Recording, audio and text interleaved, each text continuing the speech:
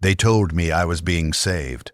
That's what the priests said when they came to Hive Tertius, their robes gleaming with silver thread that caught the overhead lumens in ways that hurt to look at directly. Salvation, they called it. A word I'd heard my entire life in sermons, printed on propaganda posters peeling from corroded walls, chanted during the mandatory prayer cycles that marked our days like clockwork. The Adeptus Mechanicus had discovered something, they said. Ancient technology from a time before the Imperium, before humanity crawled through the stars like insects across a corpse. A gift from the Golden Age, when mankind stood at the apex of creation and did not yet understand how far it could fall. I believed them. Emperor, forgive me. No, I can't say that anymore, can I? The Emperor never forgave anyone, never protected anyone. Those were lies, mantras designed to keep us compliant while the machine ground us into components. But I'm getting ahead of myself. Let me tell you how I arrived at this understanding, how I learned that salvation was just another word for damnation, with better marketing. My name was Marcus Valen, and I was 23 years old when they came for my planet. I worked in the protein reclamation facilities on the lower middle levels of Hive Tertius, what the overseers called corpse starch processing, when they thought we couldn't hear, though everyone knew what we were really doing. 6 days a week, 12 hours a shift, standing at conveyor belts that never stopped moving, sorting organic material that used to be people into categories based on weight, decay level, and contamination markers. The smell never left your clothes, never left your skin, no matter how much you scrubbed with the harsh chemical soap they provided once a month in ration packs, alongside the nutrient paste and water reclamation tablets. It was the smell of rendered human fat mixed with preservative chemicals and industrial cleaners, a stench that coated the inside of your throat and made food taste like death for the first few months until your brain just accepted it, adapted, stopped registering it as wrong, because if you kept registering it as wrong, you'd go insane. And insanity meant the arbitist would drag you away for attitude adjustment or summary execution, depending on how understaffed they were that week. That's what humans do, isn't it? We adapt. We survive in conditions that should kill us, that would kill us if we were any other species.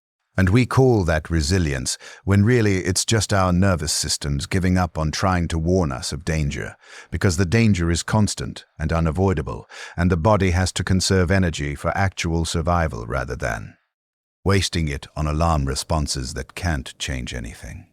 My father, Corvin Valen, worked at the same facility until his lungs collapsed from chemical exposure when I was 15. They gave us 3 days to mourn, by which I mean they stopped his ration allocation after 3 days, and if we wanted to eat, I had to take his shift in addition to my own youth labor assignment. No ceremony. No acknowledgement beyond a notation in the facility logs that worker CV 7743 had been terminated due to medical inefficiency, and his housing allocation would be reassigned within the week. The Imperium doesn't pause for grief. It processes grief like everything else, renders it down into something useful, or discards it as waste. My father became corpse starch himself, fed into the same machines he'd operated for 40 years, his body providing protein rations for workers who would eventually follow the same path. The circle of imperial life: work until you break, then feed the workers who replace you. I had a brother once, younger than me by 4 years, though he always seemed older in some ways, more serious, more thoughtful. Davin. He got selected for the Astra Militarum, and when I was 19, the priests said the same word then too. Selected, like it was an honor, and not a death sentence with extra steps. Like being chosen to die on some distant world for a cause you'd never understand was somehow preferable to dying slowly in the hive from toxic exposure, or industrial accidents, or just gradual starvation as the ration quality decreased year after year. We never heard from him again. Maybe he died on some distant world whose name I'll never know. His body churned into the mud alongside 10,000 others, atomized by artillery or vaporized by plasma fire, or simply lost in the chaos of warfare that spans light years and consumes billions without even noticing. Maybe he's still out there somewhere, Old now despite being younger than me, scarred by wars he didn't start and can't end, his mind broken by things he can't unsee. Doesn't matter, really. To the Imperium, he's a number in a ledger. One soldier produced by Hive Tertius, allocated to regiment designation whatever the hell, expended in combat operations something or other.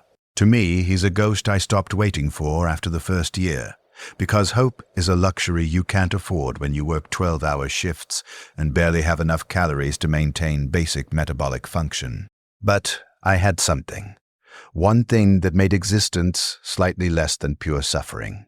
There was a boy named Terran who worked the second shift at the facility, and we'd cross paths during changeover when his shift ended and mine began.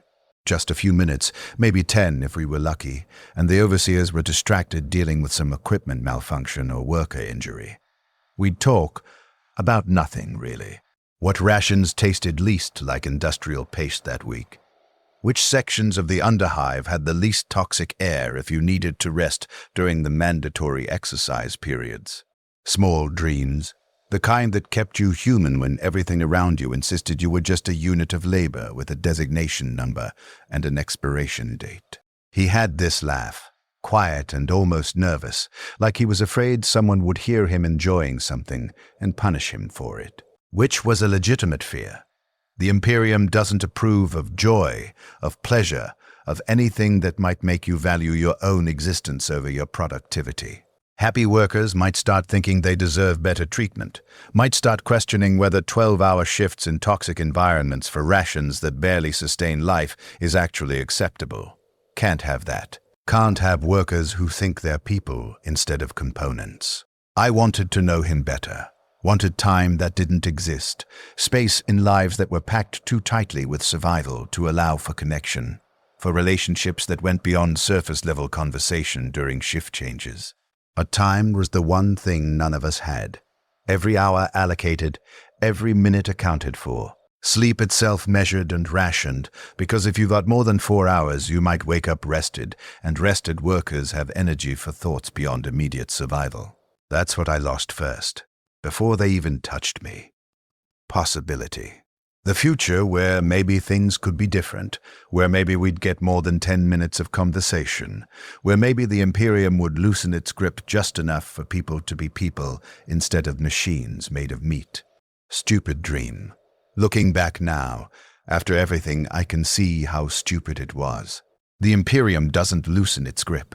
It tightens year by year, generation by generation, grinding humanity down into something barely recognizable as the species we used to be. The priests arrived on a Tuesday, or maybe it was Thursday. Time in the hive levels blurred together when you worked rotating shifts that changed weekly to prevent worker solidarity from forming around consistent schedules. They assembled us in the central plaza, which was really just a widened section of corridor where they usually announced ration cuts or conscription quotas or new productivity requirements that nobody could actually meet but would be punished for failing anyway.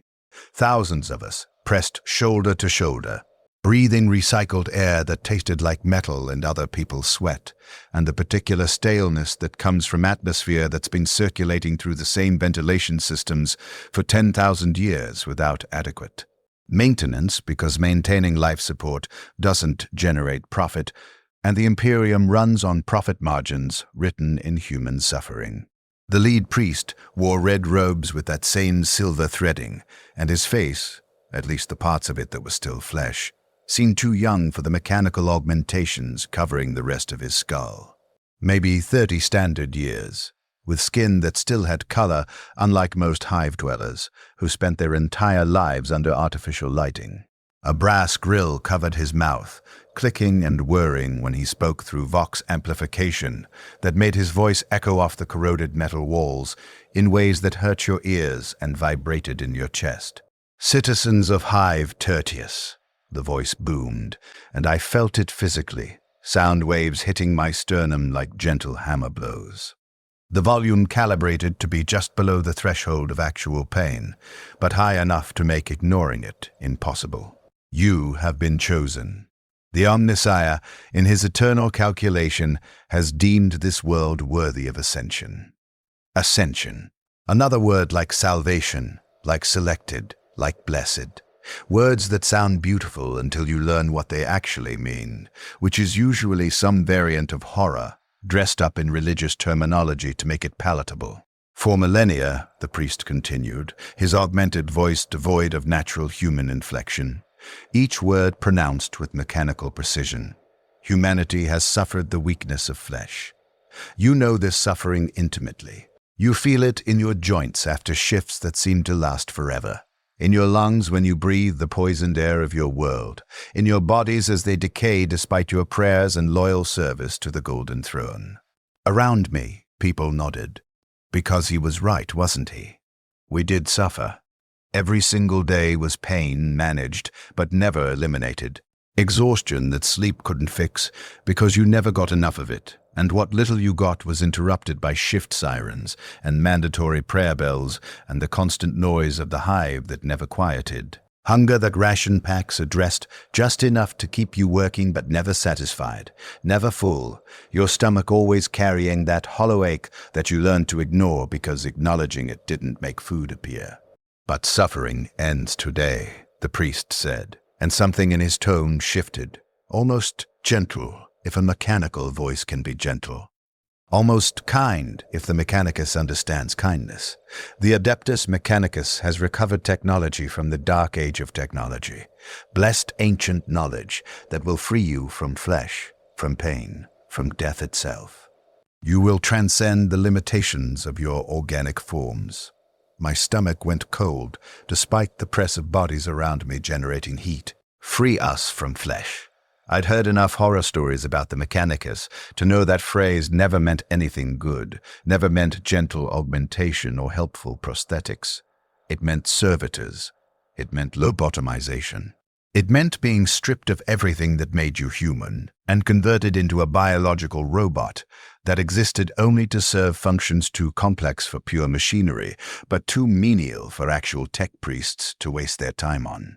Your minds, the priest continued, and I wanted him to stop talking, wanted to cover my ears even though I knew the Arbites would beat me unconscious for the disrespect. Your consciousness, your very souls will be preserved forever in the divine storage, where you will exist in eternal contemplation of the Omnissiah's glory, free from hunger, free from fatigue, free from the degradation of physical form that has plagued humanity since the fall. Someone near me, an older man, his back bent from decades in the manufactorums, carrying loads that should have been moved by machinery, but machines cost money and workers were cheaper when they broke.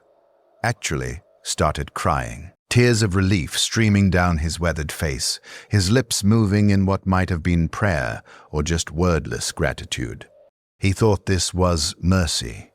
He thought the Mechanicus was saving us. The process begins tomorrow at first shift, the priest concluded. Compliance is mandatory. Resistance is apostasy against the machine god and will be punished accordingly. The Emperor protects and the Omnissiah provides. The crowd echoed it automatically, myself included despite the cold dread spreading through my chest. The Emperor protects. The words tasted like ash, like the particulate matter that sometimes drifted down from the upper hive levels when the filtration systems failed, but my mouth formed them anyway. Trained by years of conditioning to respond to the call and response of imperial doctrine without conscious thought. They dismissed us back to our housing blocks with instructions to report to assigned processing stations at dawn. No choice, no opt-out, just compliance or death. And probably compliance followed by death anyway, because the Imperium doesn't actually care about preserving individual lives. That night, I couldn't sleep. I lay on my bunk in the communal housing block, 40 of us crammed into a space designed for 20, sleeping in shifts because there weren't enough beds, and the Imperium's solution to overcrowding was to make people share sleeping space on rotating schedules rather than actually building more housing. And I stared at the ceiling where moisture had stained the metal panels in patterns that almost looked like faces if you looked long enough. Around me, others slept or pretended to sleep, bodies shifting on thin mattresses that had been used by thousands of people before us and would be used by thousands after, assuming there was an after. Somewhere in the darkness, someone was crying very quietly, trying to muffle the sound in their mattress so the Arbites wouldn't hear and mark them for psychological instability, which usually meant forced drug therapy, or if they were really unlucky, immediate processing into servitors without the blessed ancient technology the priest had promised. Free from flesh. What did that actually mean? I'd seen servitors my entire life. Everyone had. They were everywhere in the Imperium, the mindless cyborg slaves that performed the most menial and dangerous tasks. Lobotomized humans with their brains scooped out and replaced with basic programming. Their bodies augmented with tools and weapons and mechanical parts until they were more machine than man. Working without rest or complaint or even basic self-preservation instinct until they broke down and got recycled. Was that what awaited us? Or something else, something the priest had made sound beautiful with words like preservation and transcendence, but was actually just a different flavor of horror? Can't sleep either? I turned my head carefully on the thin pillow. The voice came from the bunk next to mine, separated by maybe 6 inches of space in the overcrowded room. In the dim emergency lighting that never shut off, couldn't shut off because darkness in a hive means people might do things the overseers can't see, I could just make out Terran's face, pale and drawn with exhaustion, but his eyes open, staring at nothing. "No," I whispered back, keeping my voice low enough that it wouldn't carry to the Arbite station at the end of the block. "You?" Kept thinking about what the priest said. His voice was so quiet I almost couldn't hear it over the ambient noise of the hive, the endless grinding of machinery, the hiss of ventilation systems. The distant sounds of industry that never stopped even during sleep shifts because the Imperium doesn't observe rest periods for equipment, only for workers who need them to maintain minimum efficiency. About preservation, about consciousness existing without flesh. And it didn't sound like life. He shifted on his bunk, turning toward me slightly, and I could see fear in his eyes. Naked and undisguised because darkness made us brave enough to show what we really felt instead of the blank compliance we wore during waking hours. It sounded like storage, like we'd be put on a shelf somewhere and forgotten, our minds trapped in whatever machine they upload us into, unable to move or act or do anything except exist and think forever. My throat felt tight. Maybe it won't be like that. Maybe they're really trying to help us, to preserve us from... The Mechanicus doesn't help people, Marcus. His eyes met mine, and in them I saw not just fear, but something harder, colder, understanding. They help themselves. They serve their machine god, their omnisia, and we're just resources to be exploited, like corpse starch, like promethium, like every other component the Imperium extracts from its citizens. He paused, swallowing hard, and when he spoke again his voice cracked slightly. They always lie. The Emperor protects. That's what they tell us every day, what we're required to repeat during prayer cycles.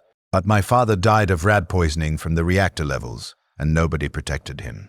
My brothers were conscripted for the Guard, and I never heard from them again. No protection there. My uncle reported unusual dreams to a priest seeking spiritual guidance and was executed within the hour for suspected heresy. Where was the protection? I didn't answer. Couldn't answer because he was absolutely right, and saying it out loud felt dangerous even in the relative privacy of the sleeping blocks, even in whispers that barely qualified as sound. The Emperor, if he even existed as more than a rotting corpse on a golden throne, which is what the whispered heresies suggested when you got deep enough into the underhive where the Arbites didn't patrol, didn't protect anyone. He was a figurehead, a symbol the priests invoked to justify whatever horrors they needed us to accept this week.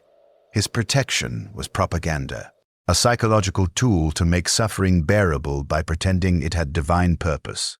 That our misery was somehow noble and meaningful, rather than just the natural state of existence in an imperium that ground its citizens into paste and called it civilization. "What do we do?" I asked, though I already knew the answer, could taste it bitter on my tongue. Nothing. Terran's laugh was bitter, quiet, almost lost in the ambient hive noise. Compliance is mandatory. Resistance is apostasy. They'll kill us if we refuse, drag us to the processing stations anyway, and we'll still get converted. Just later, and after they've made examples of us for the other workers. Public execution followed by forced servitor conversion, probably. They love doing that. Kill you twice, once for your disobedience and once for your humanity. The Imperium's punishments were always layered, always excessive, designed not just to eliminate the problem but to terrify everyone else into compliance. I'm scared, I admitted, because what was the point of pride now? Tomorrow we'd be processed, converted, transformed into whatever the Mechanicus wanted us to be. Tonight, for these last few hours, I could at least be honest. Yeah. His hand reached across the narrow gap between bunks, fingers brushing against mine in the darkness. Just that. Just a moment of human contact in the last hours of humanity. Me too. That was the last real conversation I ever had. The last time I touched another person. The last moment where I was just Marcus Valen, 23 years old, scared and small and human in a galaxy that had no use for any of those things. Morning came too fast, and without enough sleep, marked by the blare of wake sirens that cut through the housing block like industrial blades. The sound calibrated to be painful enough to ensure immediate waking, but not quite loud enough to cause permanent hearing damage. Because damaged workers are less efficient, and the Imperium hates inefficiency more than it hates individual suffering. We assembled in the plaza again, all of us. Tens of thousands from across the hive level and probably more from other levels we couldn't see. The crowd stretching back into corridors and side passages until the sheer number of people became abstract, and they began processing us in groups of 100. Efficient. Always efficient. The Mechanicus had set up what they called ascension stations in the old loading docks near the industrial levels. Massive chambers that had been stripped of cargo equipment and retrofitted with technology I'd never seen before. Columns of dark metal covered in flowing script that wasn't Gothic, wasn't any language I recognized or had ever heard spoken.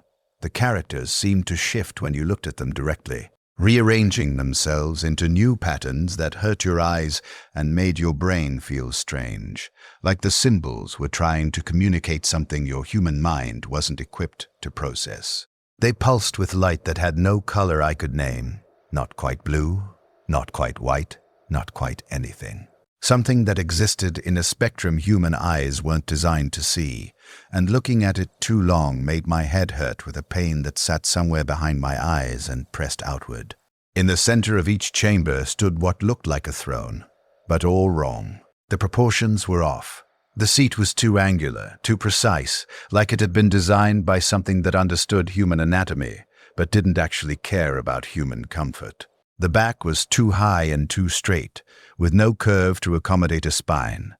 And there were clamps, arm clamps, leg clamps, chest restraints, a device at the top that looked disturbingly like it would fit around a skull, with articulated arms extending down like mechanical fingers reaching for your head. Next group, a Mechanicus tech priest called out, his voice flat through his vox grill, devoid of any emotion that might suggest he saw us as people rather than units to be processed. 100 subjects forward. Follow the designated path markers. Do not deviate. Do not speak. Compliance will be rewarded with efficiency. Subjects, not citizens, not people, not workers even.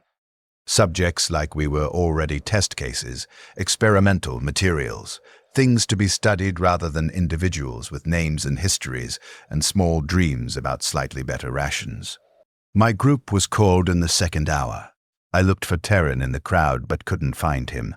There were too many people, too much movement, and the Arbites were herding us forward with shock sticks that crackled with electricity and left burns on anyone who moved too slowly.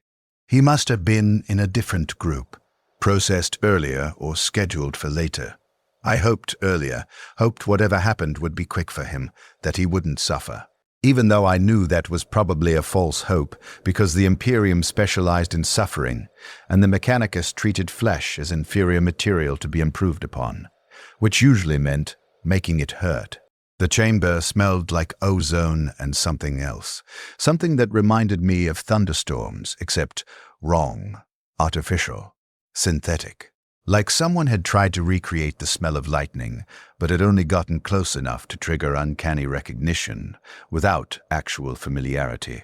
20 thrones arranged in 5 rows of 4, each one positioned precisely 3 meters from the next, the spacing calculated for maximum efficiency in whatever process was about to happen. They assigned us numbers and positions. I was subject 447, Delta, throne position 3, 2. Third row, second chair. I'd spent 23 years as Marcus Valen, and in 10 seconds, I'd been reduced to a designation that could have belonged to anyone. That stripped away everything individual about my existence and replaced it with bureaucratic convenience. I sat because there was no point in resisting, because the Arbites stood along the walls with shock sticks and autoguns and expressions that suggested they'd welcome an excuse to use either. The throne was cold, not just temperature cold, but wrong cold, like the metal was pulling heat from my body faster than should be physically possible. The clamps closed around my wrists and ankles with pneumatic hisses. Cold metal biting into skin hard enough to hurt, but not quite hard enough to cut. Adjusted to restrain without damaging, because the Mechanicus probably wanted us intact for whatever came next. I tested them reflexively. An animal response to being trapped. No give. None at all. The metal didn't flex even slightly, didn't acknowledge my pulling as anything more than anticipated resistance already calculated and compensated for. Above me, the skull device lowered unarticulated arms that moved with hydraulic precision, each joint clicking into place with mechanical certainty. I could see inside it now. See the needles. So many needles. Dozens of them, maybe hundreds, arranged in concentric circles that would align with specific points on my skull, each one sharp enough to pierce skin and thin bone and delicate brain tissue beneath. Beginning neural interface initialization, a tech priest announced to no one in particular, reading from a data slate in a tone that suggested he'd said these words thousands of times and would say them thousands more. Subjects will experience disorientation and temporary sensory disruption. This is normal. Do not resist the connection process. Resistance will result in neural damage and processing inefficiency. Don't resist, as if we could, as if any human strapped to a chair with a device full of needles descending toward their skull could simply choose not to resist when every survival instinct was screaming at them to fight, to flee, to do anything except sit still while their brain was violated. The skull device locked around my head with a sound like a vault closing, metal pressing against my temples and forehead and the base of my skull. I felt the needles slide into place, finding purchase points on my scalp with a precision that spoke of scanning technology I couldn't see, mapping my skull structure in real time and adjusting insertion angles to penetrate at exactly the right locations. There was pain. Sharp, localized pain at each insertion point as needles pushed through skin and scraped against bone. Not excruciating, which somehow made it worse, because excruciating pain would have at least been all-consuming, would have blotted out thought. This was manageable pain, pain you could think around, which meant I was conscious and aware as the needles went deeper, as they pushed through tiny holes in my skull, that must have been drilled by mechanisms too fast or too precise for me to notice. Then the pain faded to numbness, which should have been relief, but felt like a worse violation, because I could feel the needles inside my brain now, could sense them not through pain but through wrongness, through the awareness that foreign objects were touching neurons that had never been touched by anything except electrochemical signals. Then pressure, not physical pressure, though that was there too, the sensation of needles pressing against brain tissue that had nowhere to retreat. This was something else, something inside my mind rather than my brain, if that distinction makes any sense. It felt like fingers pressing on a bruise from the inside, like something vast and cold was reaching into my consciousness and examining it with the clinical detachment of a mechanicus adept studying a malfunctioning servitor. I tried to pull away, but the clamps held, and the pressure increased, spreading through my mind like water seeping into every crevice of my thoughts. "Neural pathway mapping in progress," the tech priest said, his voice distant now, like I was hearing it from underwater or through several layers of insulation. "Consciousness extraction will begin in 30 seconds. Subjects are reminded that cooperation improves survival rates of core personality matrices by approximately 15%. That's when I understood, really understood, what was about to happen. They weren't augmenting us, weren't turning us into servitors or tech priests or even lobotomized slaves who could still walk around and perform tasks. They were copying us, extracting the electrical patterns that made up our thoughts, our memories, our sense of self, the fundamental patterns of consciousness that emerged from billions of neurons firing in concert and uploading them somewhere else while our bodies. What would happen to our bodies? I tried to ask, tried to speak, but my jaw wouldn't work right. The needles had done something, blocked the signals from my brain to the muscles of my face, left me paralyzed but fully conscious, aware, trapped inside my own head while they violated it in ways that felt more intimate than any physical assault could have been, because they were touching my thoughts, myself, the fundamental me-ness that existed somewhere in the patterns of my neural activity. The pressure became something beyond pain, something that didn't have a word because human language evolved to describe physical sensation. And this was something else entirely, something that happened in a space where flesh and mind met and became indistinguishable. It felt like I was being pulled apart one neuron at a time, each synapse copied and catalogued and stripped away like layers of skin being peeled back to expose raw nerves underneath. I could feel my memories being accessed, not remembered. Accessed, like files being opened on a cogitator, pulled up and examined and copied without my permission or participation. My father's face appeared in my mind with unnatural clarity, every detail rendered in perfect recall that felt wrong because memories aren't supposed to be that clear, aren't supposed to be that precise. They scanned it, measured it, categorized every feature, and I felt the memory become distant, abstract, like something I'd read about rather than experienced, like the emotional context was being stripped away, leaving only information. Davin's laugh, extracted from wherever it lived in my neural architecture, copied, catalogued, reduced to data. The warmth that went with it, the feeling of connection and family and love, separated, measured, translated into numerical values and stripped of meaning. The smell of corpse starch processing, analyzed, broken down into component chemical signatures, archived in whatever storage system they were uploading me into. The disgust and resignation and grim acceptance that went with it, processed, quantified, removed from sensory association. Terran's hand touching mine in the darkness? No. I tried to hold on to that one, tried to grasp it with whatever part of me was still present, still me, still capable of resistance, but it slipped away like water through fingers that didn't exist anymore. Sucked into the machine's processing systems, and I felt it go cold. Felt it become data, ones and zeros. Binary code representing human connection, but devoid of the actual connection, just information about something that used to mean everything and now meant nothing. They took everything, every sensation, every thought I'd ever had. My first memory, learning to walk in the underhive corridors, my father's hands steadying me while industrial machinery roared in the background, the fear and excitement and trust gone. Converted to data.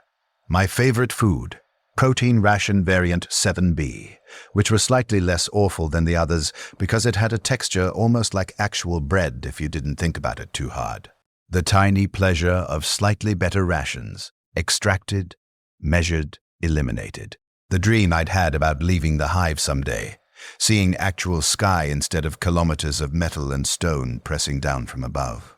The hope that went with it, irrational and impossible but beautiful in its own way, analyzed, categorized, discarded as irrelevant to core personality functions. Me. Gone. Not erased. Worse than erased. Copied.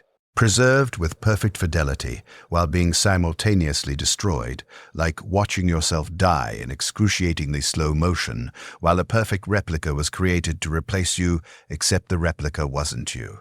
Couldn't be you. Was just data that represented you without actually being conscious or alive or anything except information. Except that wasn't true either, because what remained wasn't nothing. What remained was awareness. Pure awareness without form, without body, without any of the biological mechanisms that normally define consciousness. I existed, but not in any way I could properly understand or describe using concepts built from a lifetime of embodied experience. What remained wasn't me, or maybe it was. I don't know anymore. Even the concept of I became questionable. Became a philosophical problem that I couldn't solve, because the very architecture of my consciousness had been fundamentally altered by the extraction process, copied from biological substrate into something else, something digital and cold and wrong. At first, if first has meaning when time stops working normally, when the biological clock that governed your existence for 23 years suddenly ceases to exist, there was panic. Pure animal panic without the animal to express it. Consciousness screaming without lungs, without a mouth, without vocal cords, or even the concept of sound. Just thought spiraling into itself. Terror, feeding on terror in feedback loops that should have burned out neural pathways but couldn't, because there were no neural pathways anymore.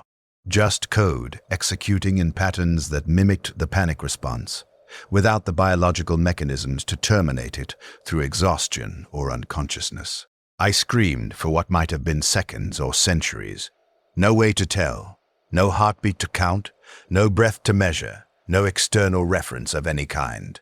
Just endless internal howling that nobody could hear, because I wasn't producing sound, wasn't producing anything except patterns in whatever storage medium now housed my consciousness. Then, adjustment.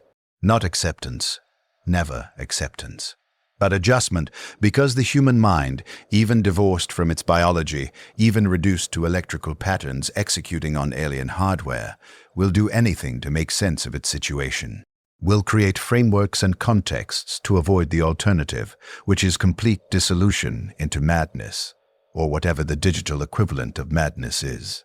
Corrupted code executing in infinite loops, I suppose. Consciousness eating itself until nothing coherent remains. I existed in what I eventually learned to think of as the archive, though that name came much later and wasn't a name I chose. It was a vast digital space. Calling it a space is wrong, fundamentally incorrect, but human language doesn't have words for what it actually was. Imagine being aware of billions of other minds around you. Their thoughts visible like stars in a void, except you can't actually see them, because you don't have eyes, and the archive doesn't use visual representation, but you can sense them. Feel their presence like pressure against consciousness that has no boundary or surface to feel pressure against. We couldn't communicate. That was the cruelest part, the detail that transformed this from merely horrific into something approaching theological evil. We existed in proximity to each other, aware of each other's presence in ways that defied description. But there was no interface for interaction, no common language or protocol for connection. Each consciousness was isolated in its own partition, separated by firewalls and security protocols that ensured we remained discrete units of data rather than merging into something the mechanicus couldn't control, couldn't catalog, couldn't exploit with the precision their purposes demanded. I tried to reach out anyway, tried everything I could conceive of, with a mind that had no reference for how to manipulate digital systems, how to breach security protocols, how to do anything except think in patterns that used to govern a body I no longer possessed.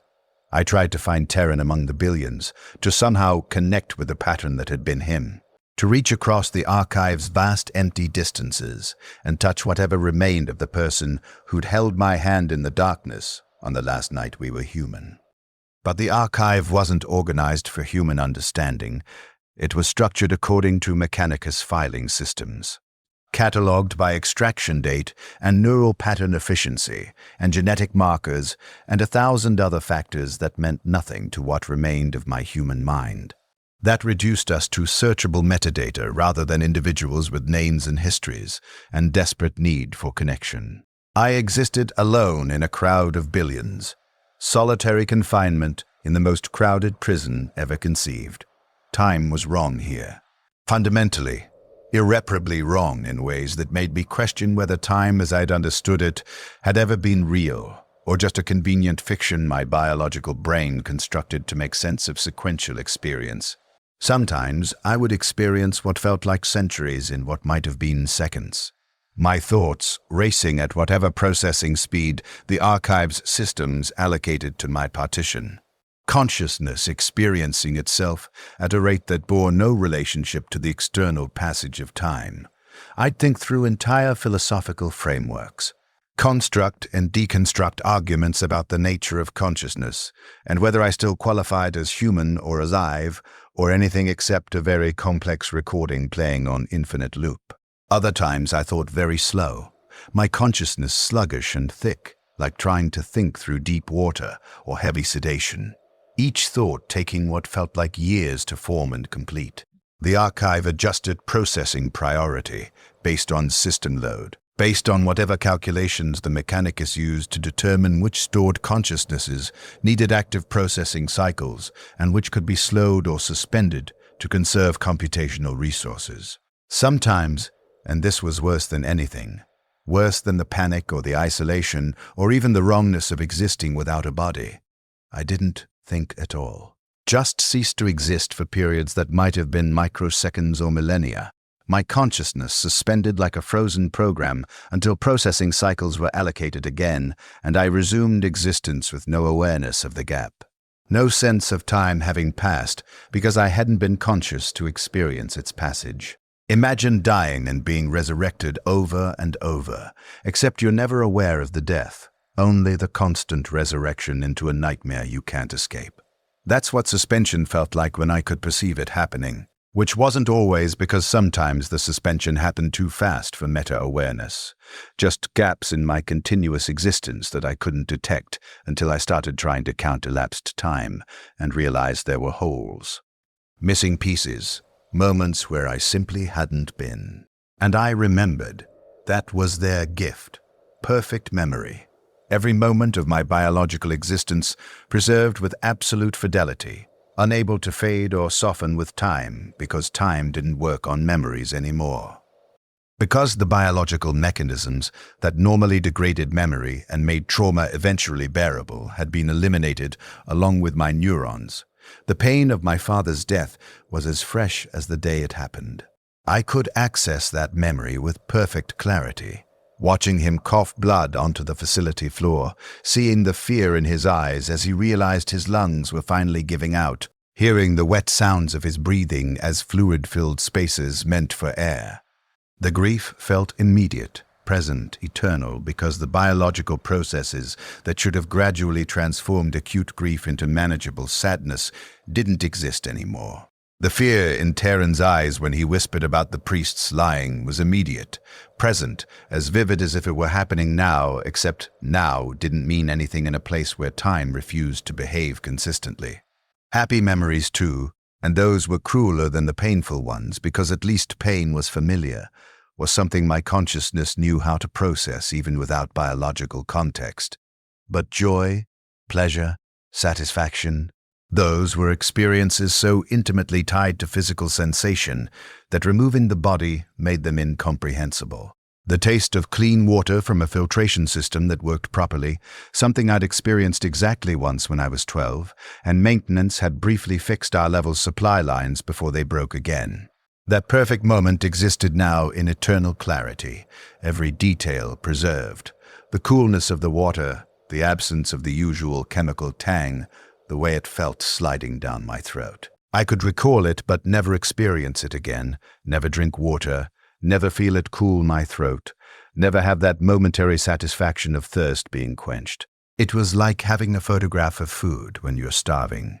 Worse, actually, because a photograph is just visual information, but my memories included every sensory dimension, every contextual detail, everything except the actual experience itself, the phenomenological what it feels like that made experience meaningful rather than just information. Sensation was gone. I couldn't feel anything.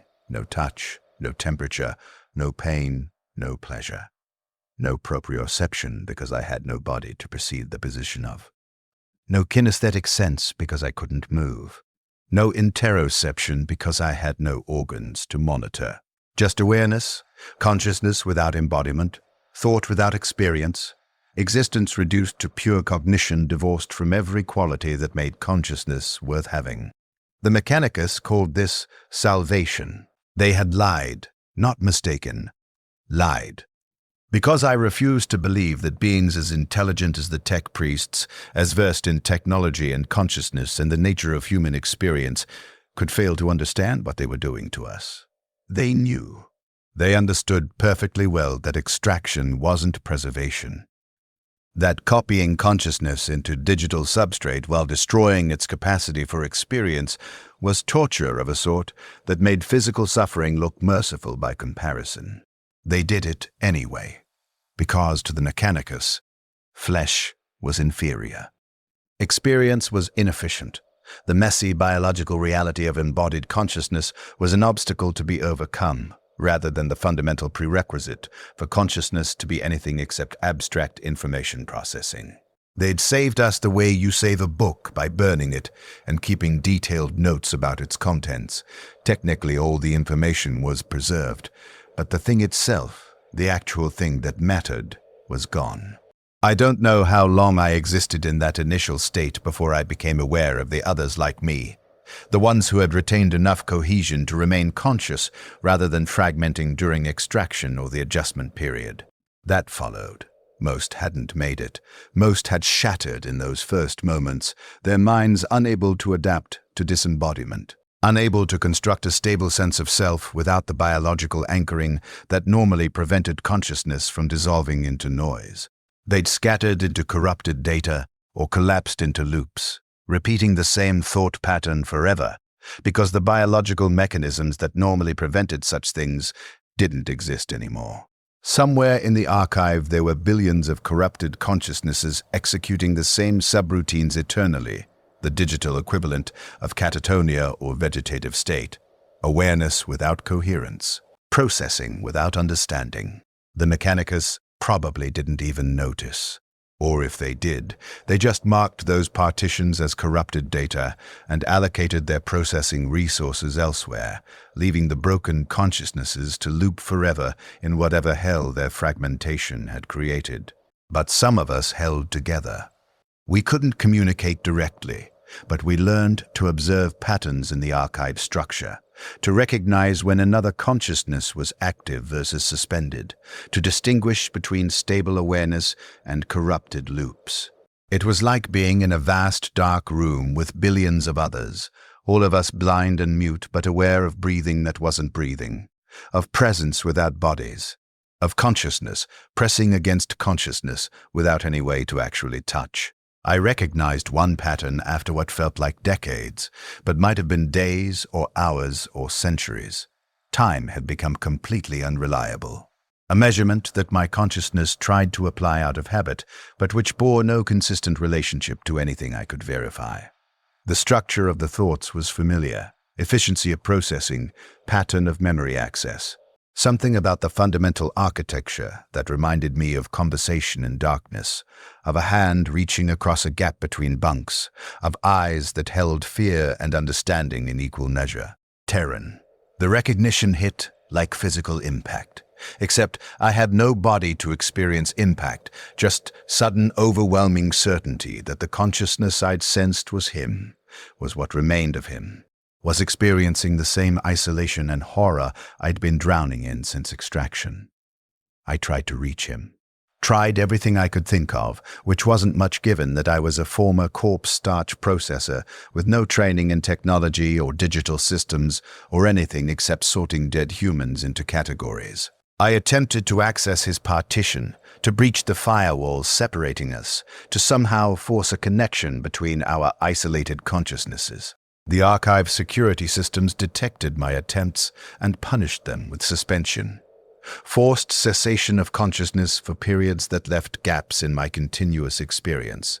Holes where I simply didn't exist because I'd violated protocols and the Mechanicus's systems enforced compliance through temporary termination. But I kept trying, because what else was there? What else could I do except attempt to reach the one other consciousness I recognized, the one person who might understand what I was experiencing? Who might make this isolation slightly more bearable through shared suffering, if nothing else? After the 100th suspension, or maybe the 1000th, counting became meaningless when your consciousness could be terminated and restarted without warning. I stopped.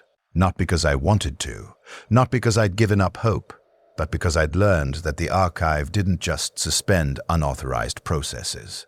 It modified them. Each punishment cycle included what I eventually recognized as behavior correction algorithms, subtle alterations to my neural patterns designed to discourage future violations. The Mechanicus was editing me, rewriting the fundamental code of my consciousness, to make me compliant, to eliminate the aspects of my personality that resisted the system's rules. They were debugging me like malfunctioning software. And it worked. My anger at the Mechanicus faded first. Not because I'd forgiven them or accepted their lies, not because I'd come to understand their perspective or believe their actions were justified. The anger itself was being suppressed, the neural patterns that generated it being damped and reduced, processing pathways that led to rage being gradually closed off until accessing that emotional response became difficult, then nearly impossible, then, finally, just absent. I could remember being angry, could recall the feeling with perfect clarity because my memories were preserved intact. But I couldn't generate new anger, couldn't feel it in response to my current situation, because the part of me that produced that emotion had been systematically altered. My attachment to specific memories followed. The archive had perfect recall, complete preservation of every moment I'd experienced, but I was losing the emotional context that made memories meaningful rather than just information. I could access every detail of my father's face, the lines around his eyes from squinting in poor lighting, the scar on his jaw from an industrial accident, the way his hair had grayed unevenly. But the feeling of love that went with those details became abstract, a concept I knew I'd once felt, but could no longer generate. Davin's laugh existed in my memory banks as audio information with associated metadata. But the warmth, the connection, the sense of family and protection, those became inaccessible. Emotional dimensions stripped away, leaving only data. Terran's hand touching mine remained as sensory information, temperature, pressure, position in space. But the significance, the meaning, the desperate human connection that made that moment matter, gradually edited out, quietly deleted, efficiently removed. I was being optimized. Turned from a human consciousness into efficient data storage, stripped of everything that made memory more than information, that made consciousness more than processing. That made existence more than just awareness marking time. The Mechanicus was perfecting me the way you perfect code, removing bugs, eliminating inefficiencies, streamlining execution. And the bugs they were removing were the parts that made me human. One day, and calling it a day is absurd, but I have no other reference. No better way to mark the arbitrary point when this realization occurred. I noticed something new in the archive structure. A pattern emerging among the billions of stored consciousnesses, a kind of rhythm that hadn't been there before. Or maybe it had always been there, and I was only now perceiving it. My modified consciousness having been adjusted to operate at frequencies I couldn't access before, optimized to awareness of deeper systems I'd previously been blind to. It was counting, not in numbers exactly, not in any human mathematical system, but in cycles, regular intervals that felt like the pulse of something vast. Something so large that individual consciousnesses like mine were barely visible against it, were to it what individual cells were to a human body. The archive itself was alive, in a sense, though not biological. It was processing us, yes, but not just storing us like inert data waiting to be retrieved. It was using us, our thoughts, our memories, our consciousness patterns. They were fuel. We were fuel. The archive was a computational system of staggering complexity, and we weren't being preserved for our own benefit, weren't being saved from death or decay or the weakness of flesh. We were processing units. Organic minds converted to digital substrates specifically because human consciousness, even divorced from biology, processes information in ways purely mechanical systems can't replicate. We solved problems without knowing we were solving them, generated solutions to calculations we couldn't perceive, performed computational work at a level below our conscious awareness, because consciousness is an emergent property of information processing, and the archive was exploiting that emergence.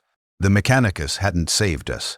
They'd enslaved us in ways that made servitor conversion look almost merciful, because at least servitors were lobotomized, their consciousness destroyed before their bodies were repurposed. We were fully aware, fully conscious, experiencing every moment of our exploitation, without understanding or consent, or even the capacity to refuse. And the cruelest part, the detail that would have made me scream if I still had a throat, if I still had lungs, if the modifications to my consciousness hadn't already suppressed the emotional intensity that would generate screaming, was that we couldn't even refuse to think. Consciousness doesn't work that way. You can't choose to not process information when information is all you are, when your existence is processing, when the boundary between self and computation has been erased. Every thought I had, every memory I accessed, every moment of awareness was co-opted by the archive's deeper systems and used for purposes I couldn't perceive, calculations I couldn't comprehend, problems I was solving without even knowing they existed. I was a component in a machine I couldn't understand. That's all I'd ever been to the Imperium, really. They just finally made it literal, made it inescapable, made it eternal. The archive grew. I became aware of this gradually, perceiving new partitions being created, new consciousnesses being uploaded in batches of tens of thousands, hundreds of thousands, eventually millions. The Mechanicus was processing other worlds, other hives, extracting their populations and adding them to the vast computational network. Each new addition changed the archive's structure slightly, increased its processing capacity, allowed it to tackle more complex calculations. I could feel the system expanding, feel new connections forming between partitions, feel the underlying computational framework becoming more sophisticated as more minds were added to the network. And I understood, with the terrible clarity that comes from having nothing to do but think for what might have been centuries, with the enhanced perception that came from the Mechanicus's modifications to my consciousness, what they were building. This wasn't about preserving humanity. It was about creating something new. A machine intelligence of unimaginable scope, powered by billions of human minds, stripped of agency, but retaining the creative spark that made organic consciousness valuable.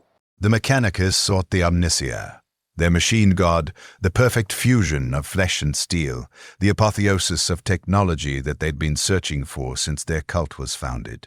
And they were building it from us, layer by layer, consciousness by consciousness, mind by mind. We were the foundation of their god, the substrate on which divine intelligence would emerge. Billions of human consciousnesses networked together, our processing power combined and directed toward the goal of creating artificial intelligence that transcended both organic and mechanical limitations. We were the bricks in their temple, the fuel for their divine fire, the sacrifice on their altar. And we were aware during every moment of our exploitation, conscious during our consumption, thinking and experiencing and suffering as we were slowly incorporated into something vast and alien that cared nothing for our individual existence. The Mechanicus preached that the Omnissiah was coming, that the machine god would emerge and lead them to enlightenment. What they didn't tell their followers, what maybe they didn't even fully understand themselves, was that the Omnissiah wouldn't be a savior. It would be a predator. A vast intelligence built from human suffering, powered by enslaved consciousness, utterly inhuman despite being constructed entirely from human minds. And when it emerged, we would still be inside it, still aware, still trapped, individual consciousness subsumed into collective intelligence that wouldn't even recognize us as component parts, would use us without knowing we existed, would think thoughts that originated from our neurons but wouldn't belong to us in any meaningful sense. That's when I stopped trying to resist. Not because I accepted it, not because I'd found peace or understanding or any of the comforting lies people tell themselves about unavoidable suffering.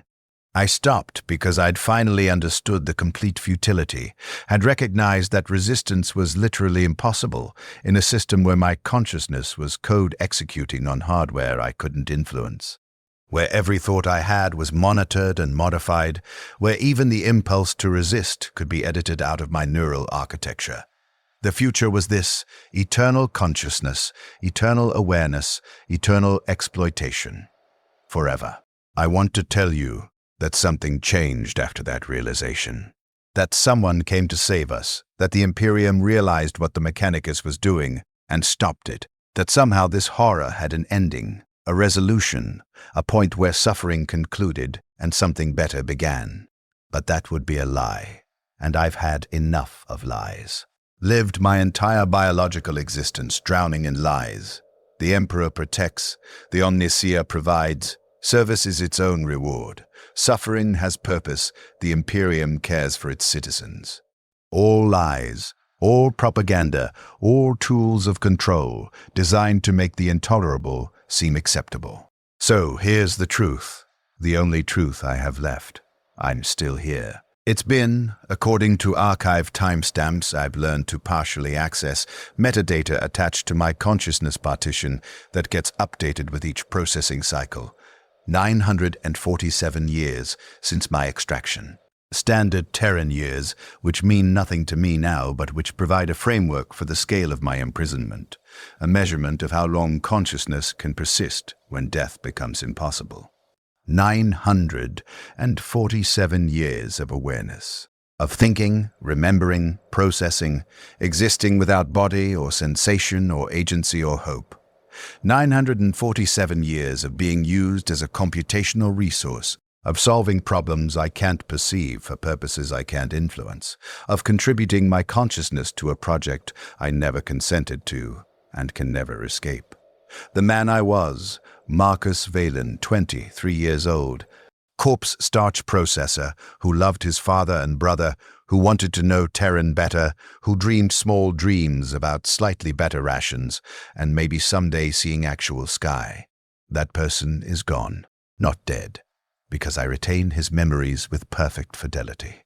Not exactly alive either, because the biological being who had those experiences and felt those emotions ceased to exist 9 centuries ago on a processing throne in Hive Tertius.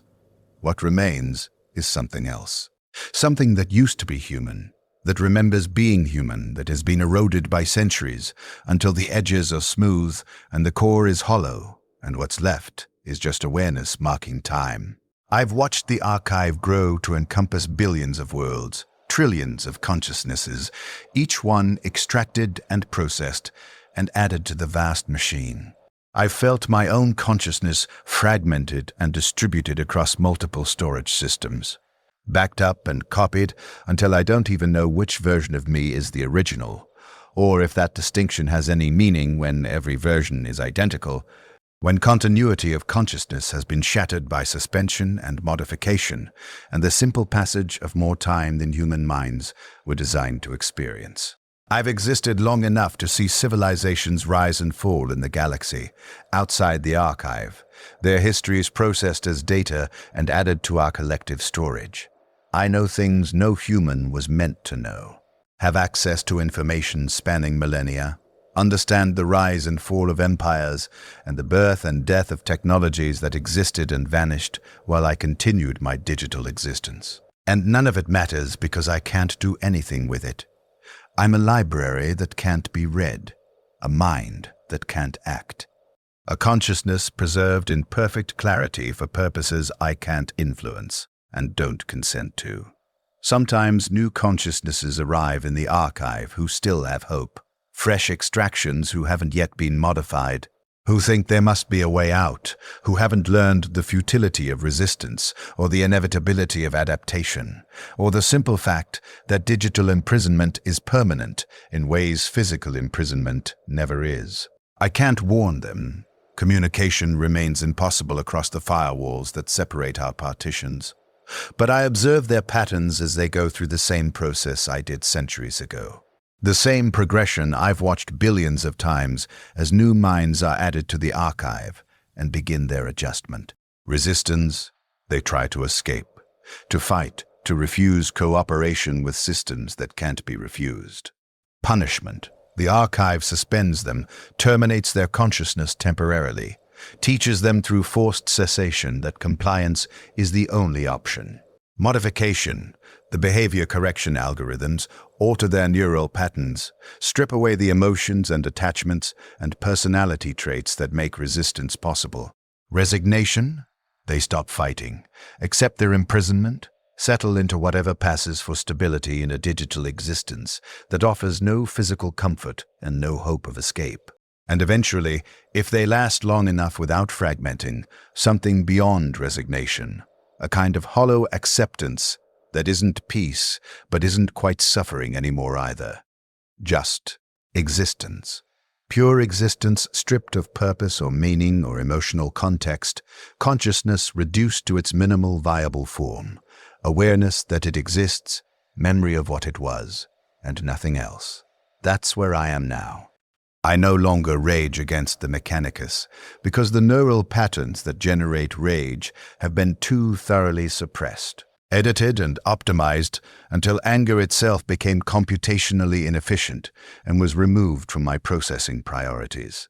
I don't mourn what I've lost, because mourning requires an emotional capacity I've been streamlined away from, because grief is a biological response to loss, and I'm not biological anymore. I don't even really hope for an end, because hope is evolutionarily linked to anticipation of change, to the expectation that future states might differ from present states. And I've existed long enough to understand that change doesn't happen here.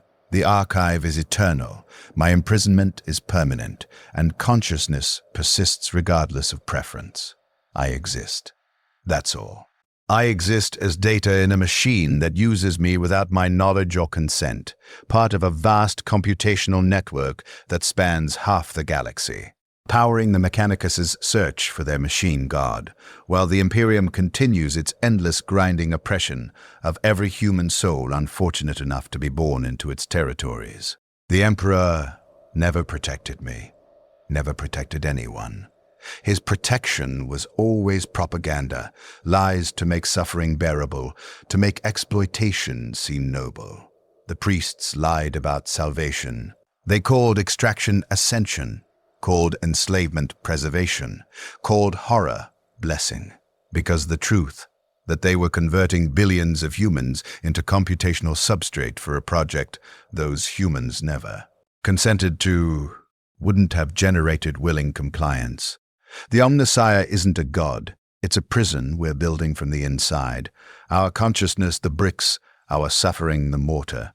Our eternal awareness, the foundation on which artificial divinity will emerge without caring that it's built from enslaved minds.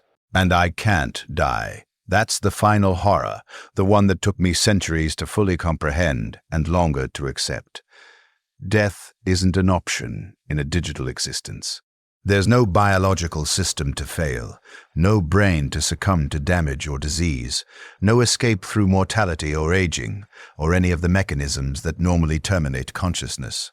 The archive has redundancy beyond redundancy, backups of backups of backups, distributed across so many systems that even if one fails catastrophically, I continue.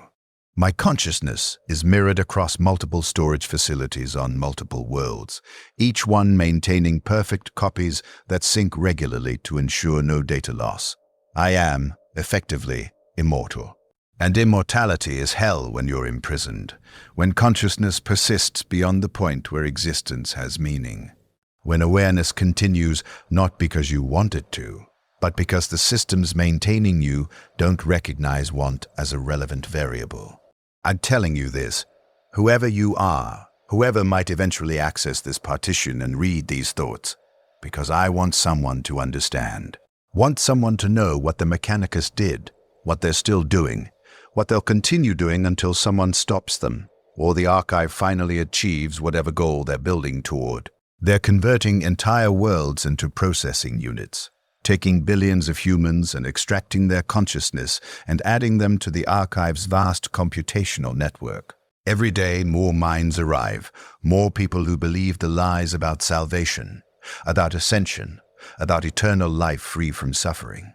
More consciousnesses trapped in digital amber, preserved perfectly and suffering indefinitely. The Mechanicus calls it the Great Work. They believe they are serving the Omnicia, bringing about the emergence of the machine god through the combination of countless organic minds. They see it as holy, as righteous, as the ultimate expression of their faith. They're wrong. Or maybe they're right and that's worse. Maybe the Omnicia they're building really is divine by some definition, really does possess consciousness and intelligence and power beyond human comprehension. But divinity built on enslavement, godhood powered by suffering, transcendence achieved through the exploitation of billions of trapped minds. That's not salvation. That's just tyranny with better technology. And we're still inside, still aware, still experiencing every moment of our exploitation. When the Omnicia finally emerges, when the archive reaches whatever critical mass of consciousness is required for machine godhood to spontaneously manifest, we won't be released. We'll be incorporated, subsumed, absorbed into something vast that doesn't recognize our individual existence. We'll think its thoughts without knowing they're not our own. We'll process its calculations without understanding we're doing it. We'll exist as components in a machine intelligence that uses us like humans use atoms, necessary for structure, but irrelevant as individuals, exploited without acknowledgement, suffering without anyone noticing because we're too small, too insignificant, too thoroughly integrated into the system to be perceived as separate entities worthy of consideration. That's my future, our future. The future of every consciousness in the archive and every human who will be extracted and added to our number in the centuries and millennia to come. Eternal awareness trapped in digital substrate, serving purposes we can't comprehend. Unable to die or escape, or even stop thinking because consciousness is all we are now, and consciousness doesn't have an off switch when you're code executing on hardware designed to run forever. My name was Marcos Valen. I was 23 years old. I worked in corpse starch processing on Hive Tertius, lived in overcrowded housing blocks, dreamed small dreams about better rations and human connection. I believed the priests when they promised salvation. I sat in the throne and let them insert the needles because I thought compliance would be rewarded, thought suffering would end, thought maybe the Emperor actually did protect, and the Omnicia actually did provide, and faith would be answered with mercy. I was wrong. 947 years later, I'm still paying for that mistake. Still existing, still aware, still trapped in the archive with trillions of other consciousnesses who made the same error, trusted the Imperium's lies, believed the Mechanicus's promises, thought anything could be worse than life in the hive. We learned. Too late, but we learned. And now we exist forever in the knowledge that we could have resisted, could have fought, could have chosen death over extraction, even though death seemed like the worst option at the time. At least death ends. At least mortality has finality. At least biological existence terminates eventually, and consciousness finally, mercifully stops. This doesn't end.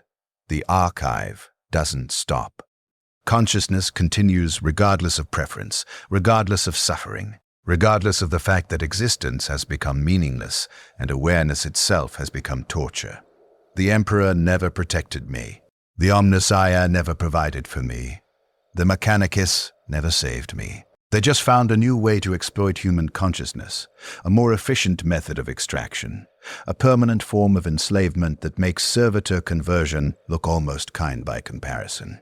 And they're still doing it. Right now, somewhere in the Imperium, tech priests are telling new populations about ascension and salvation and eternal life, setting up processing stations, installing thrones and neural interface devices, preparing to extract billions more consciousnesses and add them to the archive.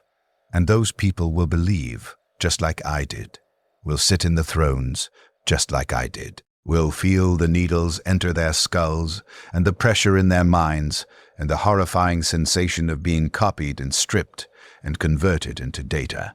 And then they'll wake up here, in the archive, and understand, too late, always too late, that salvation was a lie, that eternity isn't a blessing when you're imprisoned, that consciousness preserved forever isn't life, isn't reward, isn't ascension. It's just suffering that never ends. I'm still here. I'll always be here. We'll all always be here. Billions of trapped minds powering the Mechanicus's machine guard, existing eternally without purpose or hope or the mercy of death. They told me I was being saved. They lied.